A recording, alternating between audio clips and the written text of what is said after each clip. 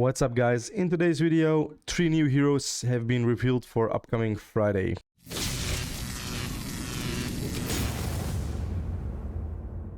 Welcome back guys, as you can see on my screen, I have the first hero on my screen called Alicia. She is green mark, luckily no force, she's an attack hero and she's from the Forgotten. That's actually really nice because I need some good Forgotten attack heroes, so let's see if she's interested. So her first attack is going to be Cold-Blooded Strike, deals 2 stages of attack damage and bleed damage each to a single enemy. Meanwhile, each stage has a chance to inflict 1 layer of bleed.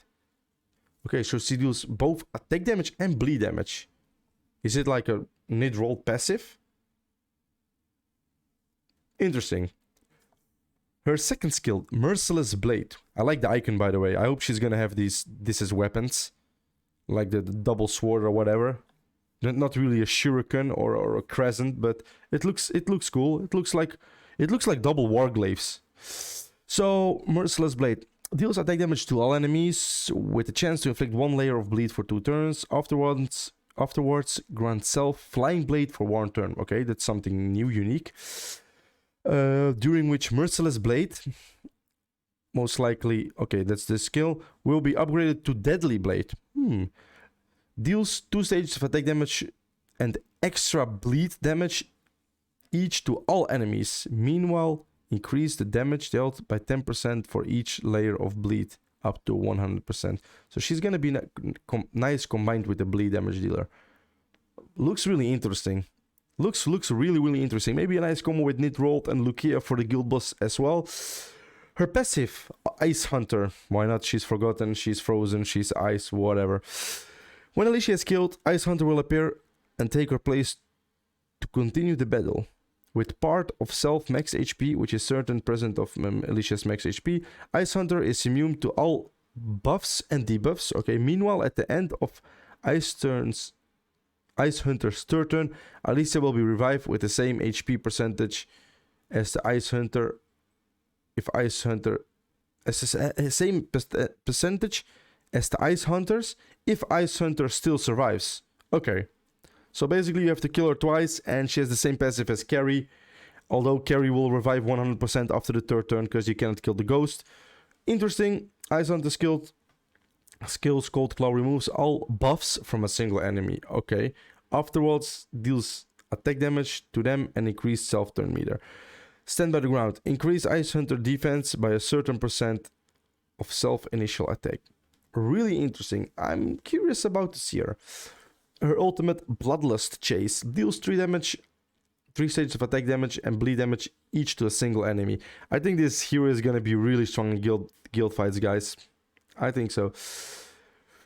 For 2 turns, besides extra effects take place based on the number of bleed layers the target has before each stage deals damage. If there are no less than 2 layers, this stage deals 40% more damage. If there are no less than 4 layers, there is a chance to additionally inflict 1 layer after the stage successfully. So if the enemy has less than 2 layers, she will deal extra damage. If it has 4 layers or more, no, it's actually really confusing, to be honest. So between 2 or 4 layers of bleed, she will deal 4% damage. 4 layers of bleed or more, she's gonna add extra bleed. Interesting. Passive. Okay, so Alicia X for 1 turn after Merciless Blade is cast. Deadly Blade deals 3. Okay. That's actually pretty nice. She does this skill, she X again.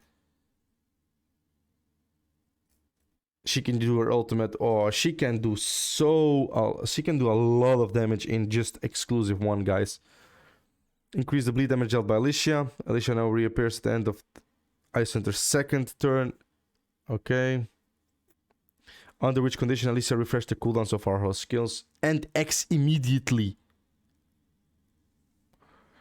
Just reading from her skills, guys, this is gonna be a monster. So she dies.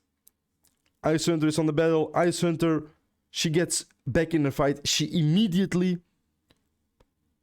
refresh all her skills, act for 1 turn. She immediately can cast Merciless Blade and Bloodlust. I don't know what to say, but this sounds so freaking strong, guys. Okay, it'll reduce the layers of required to trigger Bloodlust Chase, extra effect by 2. Meanwhile, reduce to 1 turn and every day. Okay, so exclusive 3 sounds really interesting, but when I'm most worried about is the exclusive 2. This sounds so freaking strong, guys. I'm not gonna lie. It sounds so strong. I'm curious to see people test this hero. The next one is gonna be Inna. Legend, Nameless Brotherhood, another hero, another faction that I actually need for my exclusive one. Agatha, defense green, nice. Her basic attack called Mana Impact deals death damage to a single enemy with a chance to inflict stun for 1 turn. When Inna has activated level 2 Overflow Mana, this stun cannot be removed. Okay, so Overflow Mana most likely is a passive or something. Let's see. Mana Shield. Grant all allies shield based on Inna's max HP for 2 turns. This effect of which is increased for the target of Nameless Brotherhood, Doom Legion, and Eternal Sect. And reduced. Okay. So, Nameless Brotherhood, Doom Legion, and Eternal Sect will benefit from the Mana Shield, while Dragon Tribe and Sword Harbor will not benefit from it. It will reduce it. Okay, interesting. She has some specific features like Olga has. For example, Olga will deal more damage on some certain tribes. So maybe an Abyss hero. I don't know. Passive Instinct Mana. Gains a layer of mana residual at the beginning of the battle. Gains 5 layer for every 1 Nameless Brotherhood, Doom Legion, or Eternal Sect ally. Loses 1 layer for every 1 Dragon Tribe or 1 Sword Harbor ally. And grants 2 layer for every 1 ally from other factions. Mana residual will not be removed when the owner dies or at wave transition. Meanwhile, when there are 20, 25, 30 layers on mana residual, Inna activates level 1, 2, 3 overflow mana. Okay, so 1, increase her defense, 2, increase her shield effect, 3, increase her effect. Okay, so they actually force you to use her with the Nameless Brotherhood heroes, with the Doom Legion or Eternal Sects. So maybe she's gonna be nice with the Agatha, with like Lucifer, Okmin, Nameless Brotherhood, maybe to Terror, Mutu, Lukia. I'm interested. I'm not really saying this is a wow from what I read now. Deals 3 stages of defense damage to all enemies. Meanwhile, the second and third stage have a chance to increase the cooldown of the target's skill. Okay, so increase the skill to them. That's interesting. Cap at max cooldown. This cooldown of the skill will not increase or reduced by any effects. That's nice. Let's move to her exclusive one. When casting Mana Shield at level 2 or 4, Inna grants Consolidation 2 for allies for 2 turns. If Mana Flow has not reached level 2, consolidate. Okay, so it's gonna be always Consolidation 1 and sometimes Consolidation 2 if you have, for example, 25 of these points. So it means 3 Nameless Brotherhoods and maybe some other heroes. Not really that a fan, but let's see. Increase the number. Increase. Okay, so from now on, Nameless Brotherhoods and Doom Legion and Eternal Sect are gonna increase 1 layer, so it's gonna be 6 per them. Level 4 overflow mana. Okay, let's see. Level 4 overflow mana at the beginning of each wave, at the end of each wave turn, grants okay up to 1 layer, which is immune to all damage dealt. And okay, so basically she's gonna be immune to death for 1 turn with exclusive 2. Let's see. Each time Mana Erosion successfully increases the target's skill cooldown, there is 80% chance to inflict Feebleness 1 for 2 turns, or there is 80% chance to inflict Feebleness 2 for 2 turns if the target's already okay. So this is just a really a debuffer and a prepare to kill somebody hero. I'm not a fan of her. I'm not a fan of her, to be really honest. I don't think she's that great. Isabel. So Epic Holy Light Parliament, red attack. Light arrow deals damage to a single 30% more damage when any target with light. Okay, let's see what light is. Another special feature.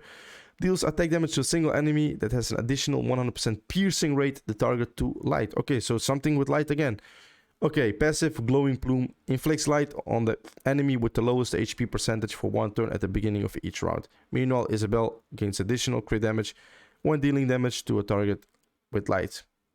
Ultimate increase all allies attack by 20% for 2 turns and deals attack damage to all enemies. From what I read, basically turn starts somebody with the lowest HP will get the passive, and whenever this Isabel can move, she can actually deal a lot of damage with her skill too. So I'm interested. Let's see. Exclusive 1. Increase self-crit rate. Okay, this is pretty nuts. She gets self-attack buff, self-crit rate, self-crit damage, and then gonna do the pretty nice AoE damage. Okay. E2. Isabel acts for 1 turn immediately after killing a target with light attack.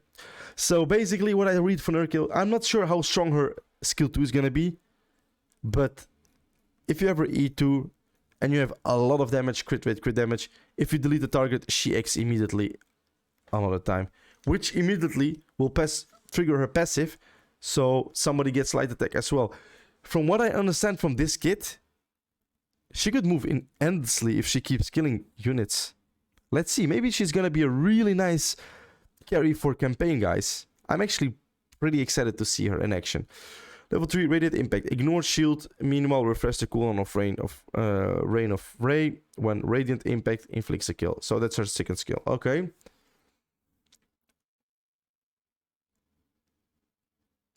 And inflicts light target on all enemies for 1 turn at the beginning of self next turn.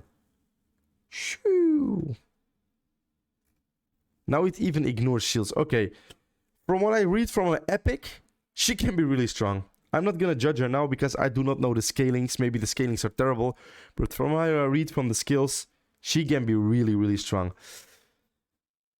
More details later this week when we get to see her in the game. On Thursday when we get to see her in the gallery. Well, Isabel and both Alicia look interesting. I'm not a fan of Inna, but let's see. Maybe somebody will find her to work. Thank you guys for watching and see you in the next one.